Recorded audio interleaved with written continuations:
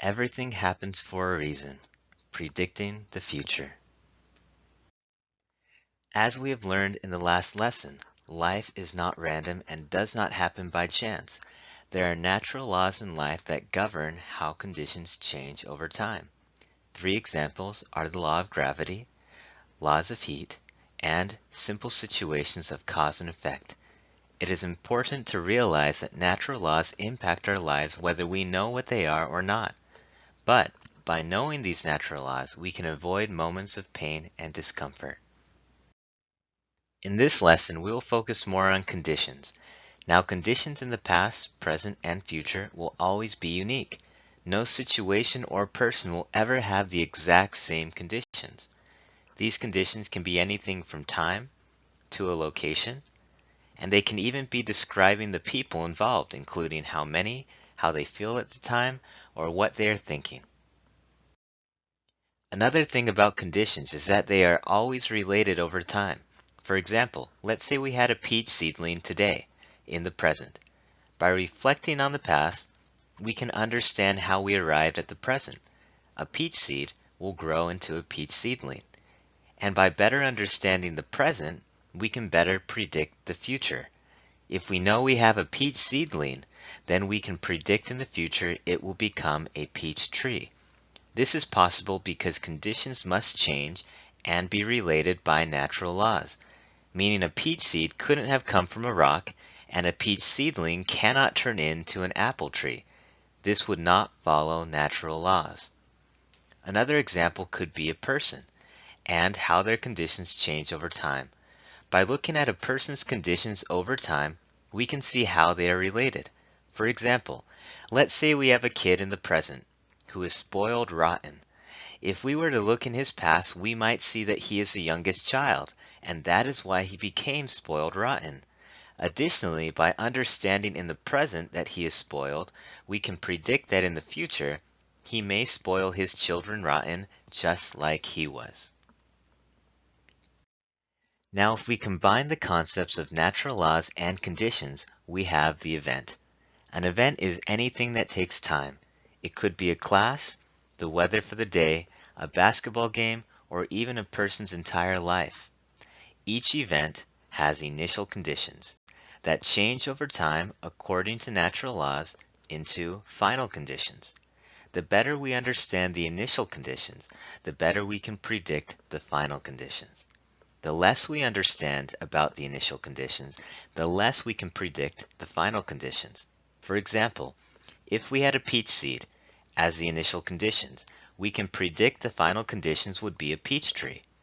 If we didn't know the type of seed it was, we may be able to predict it will be a tree, but we may not know the type of tree. The same can be said about people. People are just as predictable. For instance, if we know a kid speaks English, then we may be able to predict as his final conditions as an adult, he will be working in the United States where they speak English. And the more we understand about the kid, the better we can predict what his final conditions could be. The ability to predict the future due to natural laws is not a new concept. It has been used in everything we do. A good example is Hurricane Wilma. Hurricane Wilma hit the state of Florida in 2005, causing massive damage. However, Hurricane Wilma was not a surprise. 5 days prior to the hurricane hitting Florida, the Weather Channel predicted the exact path of the hurricane and the time it would reach Florida. Now, they were off by 2.5 days as they predicted it to be Saturday night when it actually happened 6:30 Monday morning, but it was a pretty good prediction. They at least got the path of the hurricane correct. Now, with even more information, they made a 2-day prediction. The 2-day prediction was only off by a few hours. They predicted it to happen Monday morning, when it actually happened 6:30 Monday morning. Now, people, as we mentioned, are just as predictable as things like the weather. How stores market and attract customers is a great example of this. Stores are constantly trying to gather information about their customers because they realize that the better they know their customers, the better they can predict what they will be more likely to buy. The retail store Target, like most other stores, will track each customer's history of purchases, meaning for each person that shops at their store, they keep a record of things that person has bought.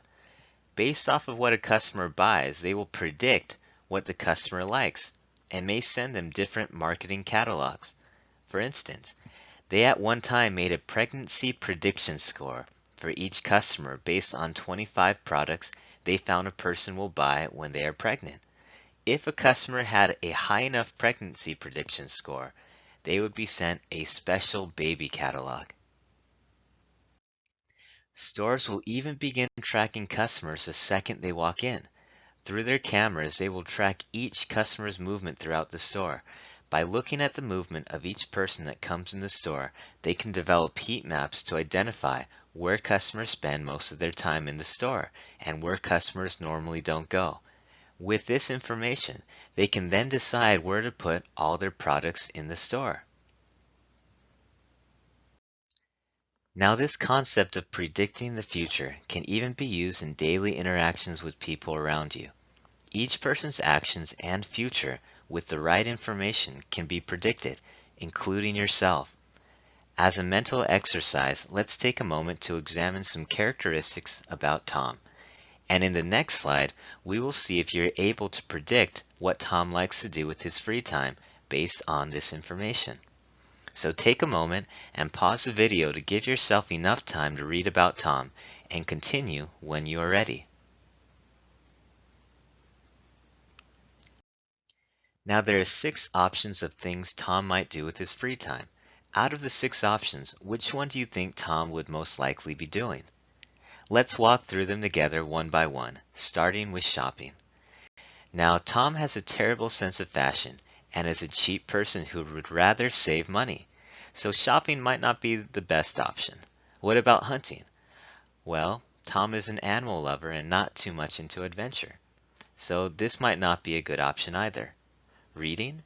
Well, Tom gets bored by books and hasn't done it too much in the past. A dance party doesn't look like a good option, and traveling doesn't look any better. Netflix looks like the most likely thing Tom would do, since he loves movies, is a shy person, and loves staying at home. Of course, predicting a person's actions may not be this simple all the time, but you would be surprised how predictable you and others are if you spent the time to do it. As a personal activity, to practice this, list some characteristics about yourself, a family member, or a friend that describe who you or who they are. Then list some activities and hobbies you or they enjoy and don't enjoy due to the characteristics you have listed. As you begin to do this more in your life, you'll begin to see how knowing who you are and who others are will allow you to be more successful in life.